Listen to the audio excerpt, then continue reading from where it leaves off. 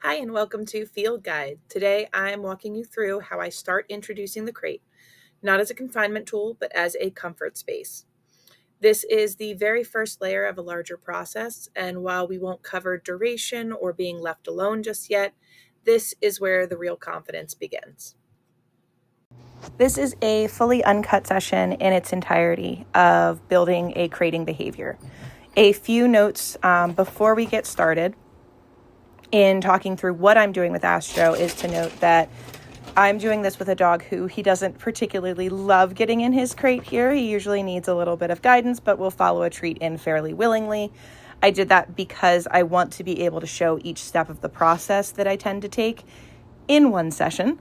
But in reality, this would probably be over multiple sessions, and I can kind of make a point of when I would shift sessions. And likely do this in kind of a handful session style, which if you're not familiar with my handful sessions, basically it is just that. It's taking a handful of treats and working until that handful is gone and then calling it a stop. That tends to prevent it from being too much energy and investment and expenditure on your part and avoids it being too much overwhelm for the dog. So initially, this might be set up much further. I also was bound by getting everything in frame. So you notice it is a type of crate that I can take the door off of. If that's possible, do that. If not, fold it back, have it flush with the wall behind it, however it can be the most out of the way. So with this door, I just went ahead and took it off. And we are rewarding Astro just for approaching the door. And what I want to look at here is how close can the dog come to the door and maintain a balanced posture, meaning they aren't stretching themselves forward to just grab the treat and run back away. It means they can stand squarely on all 4 feet as they eat, kind of the way that you can see he's doing now. I'll point out where he's stretching in later scenes. So early on, your dog may be as far away from the crate where they stop approaching, where they start to get hesitant, out where my relief and recovery snuffle mat is. That's another piece of this that I like to add in, something that both will stop the treats from rolling away and just kind of adding unnecessary time to your session, but also something that's going to help the dog kind of sniff and ground themselves and go back to. And this is something that every time he's released, and I'm trying to catch him when he is snuffling but no longer eating, so I can hear that breathing start up.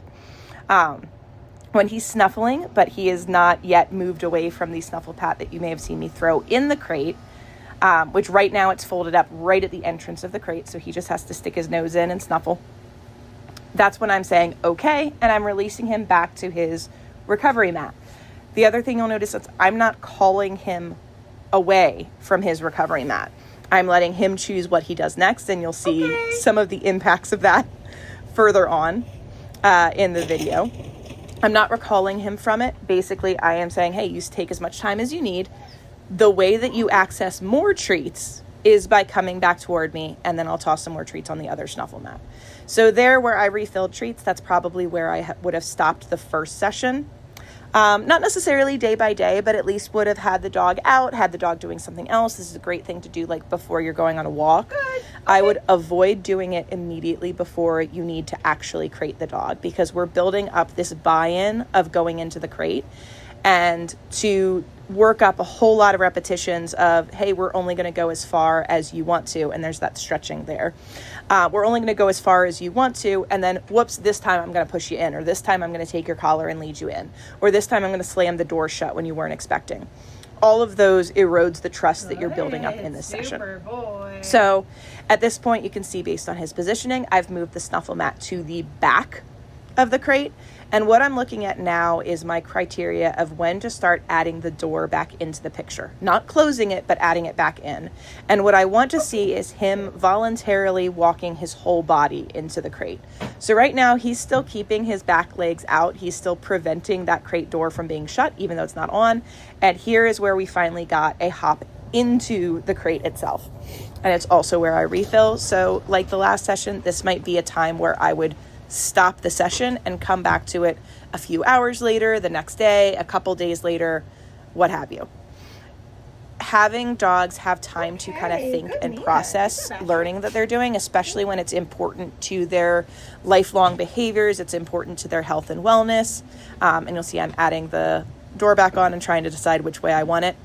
Ideally, I would have myself on the open side of the door, and the crate door kind of swinging out towards the camera, but I wanted things to be visible. That's more of a preference. Feel around for it and feel which feels better for you and what feels better for the dog. Because some dogs, if the door is on one side and you're on the other, they may feel incredibly blocked in.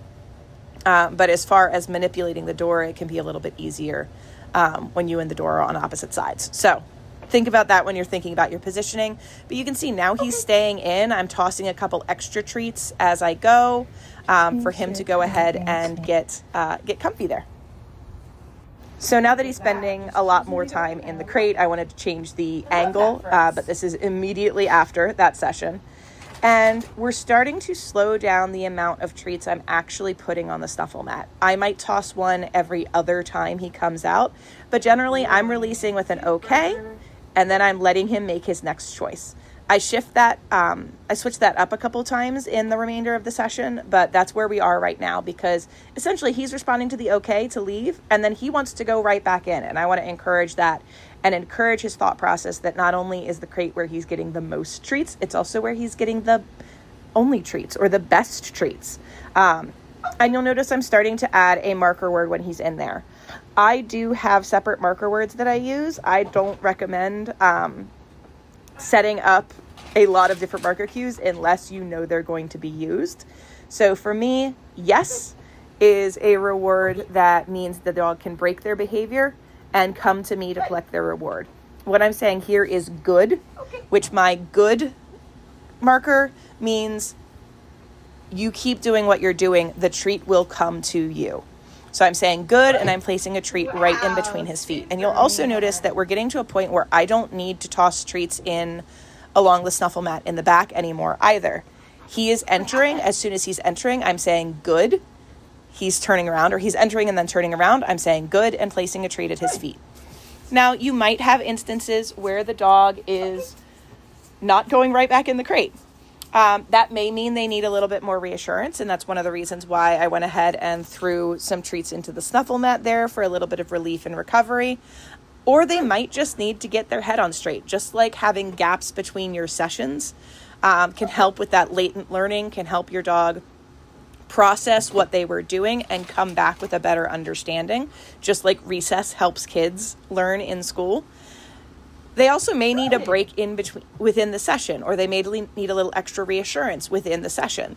So having those moments where, just like here, he's like, well, what if I just laid down out here? No. I'm not saying no. I'm not correcting him. I'm not telling him he did it wrong because I haven't asked for a thing. Okay. The other thing I'm doing as he starts getting more confident, you'll notice, is I'm slowly moving the crate door shut. Superman. So I do this for a couple reasons. Wow. One, I've mentioned before in other presentations that I like using crate time as a way for a dog to build up comfort in different environments and comfort interacting with objects. They're already learning to interact with the crate. So encouraging them to figure out how to manipulate their own environment to access reinforcement. So in this case, to manipulate the door, shove the door open, move their body in a way that allows them to enter the crate, and that warrants them reinforcement, is one reason. The other reason, and you'll see I went ahead and I had it shut a little bit too far for him.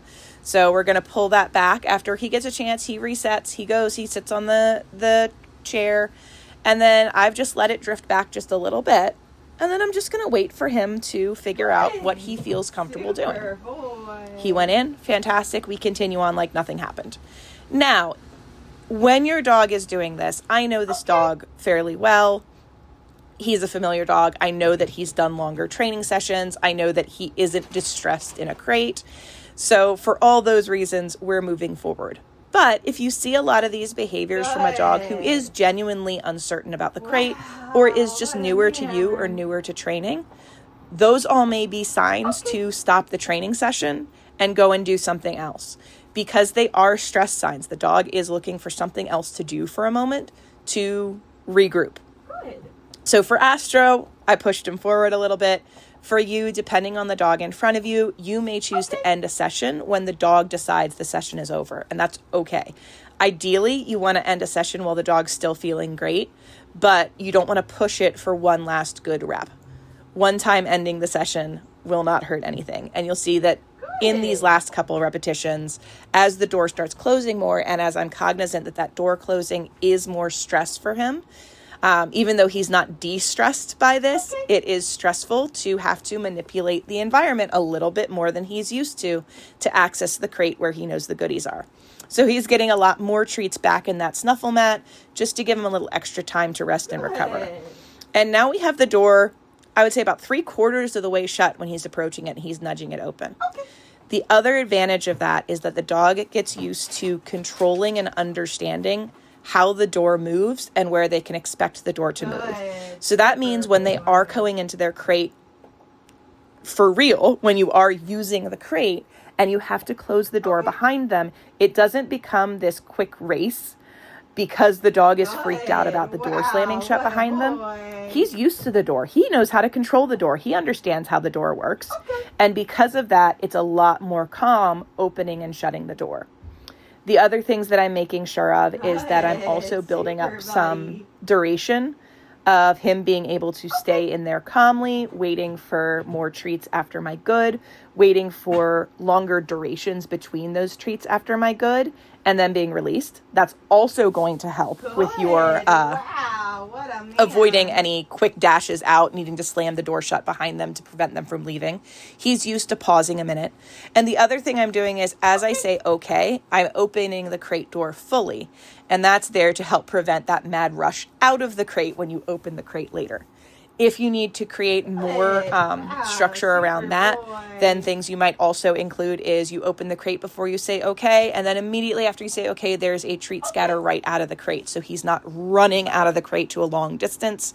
Even here, I have the snuffle mat fairly close to our crate, so he's not just bursting out of the crate and going crazy. He's bursting out of the crate and going a few feet away. So here's where it got a little extra hard for him, and I don't know if the audio is going to pick it up, but there's some whines. But he figured out how to nose the crate door open, and as soon as he touched it, he realized, oh, I can move that. And it became clear to him here how easy it was. And because of how easy it was for him and how, nicely his body language relaxed, now I'm also starting adding a closed door after I reward. So good, treat, close the door. Open the door, good, treat.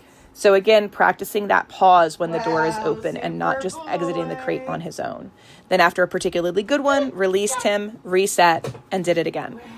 Again, we've got probably 5, maybe 6 even separate crating sessions packed into this one video. But this is the general process of how I build that comfortable crating behavior. When your dog sees the crate as part of their environment rather than a place that they go or that they are forced into, that's when you're truly building comfort. If you want to learn how to expand this process into longer durations or more complex routines, check out my webpage at www.likemagicdogtraining.com or visit me on YouTube or on any of the other social media platforms as Like Magic Dog Training. I'd love to help.